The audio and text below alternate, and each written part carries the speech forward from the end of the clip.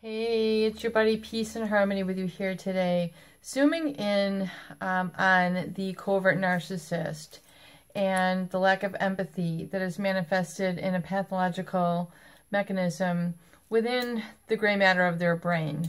It's been shown in brain scans that the brain of narcissists show a slowed activity in the amygdala, the paralimbic system, and other areas of the gray matter, which are related to emotional content of words, as well as emotional processing of feelings, and especially the emotions of others. So really the centers that activate the empathy, the feeling and understanding of others. So the disorder is called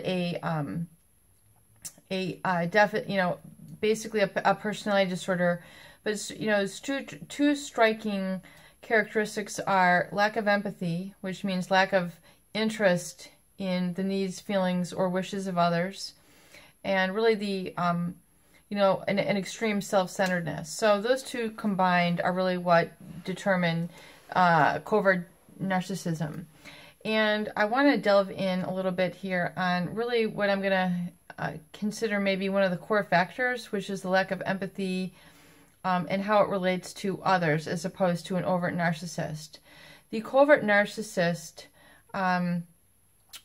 being more sullen, being more withdrawn, they really exhibit a lack of interest in other people. They really do retreat into their own world. And so if you've experienced sort of a lack of attention, it is nothing that you've done wrong. It is a personality characteristic. It is a personality disorder within the gray matter of the mind. So there's a physiological basis. It's nothing that you have done or nothing you have not done to pull, this sort of experience onto you. There's nothing that you have done that, you had caused this within them. It's a physiological mechanism within the mind of the narcissist. So it's nothing that you could have done to change them. It's nothing that you did or didn't do.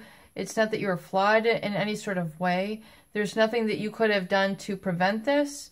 There's also nothing that you can do to really change it.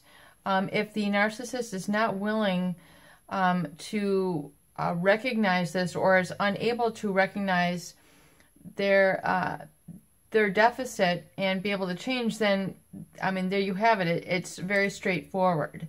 So those people who are really in the self-reproach mode, feeling, sort of regret, feeling, sadness, was there anything I could have done wrong? It's really beyond your control.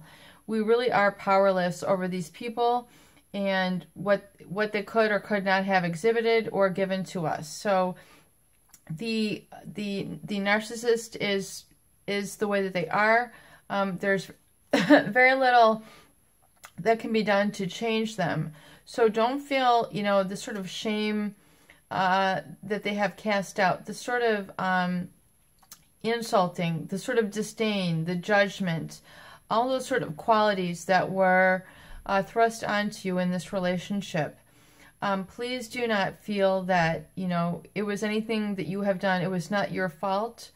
It was nothing you have done wrong. There's nothing you've done to change it. This person has a personality flaw, and they cannot give which they are not capable of.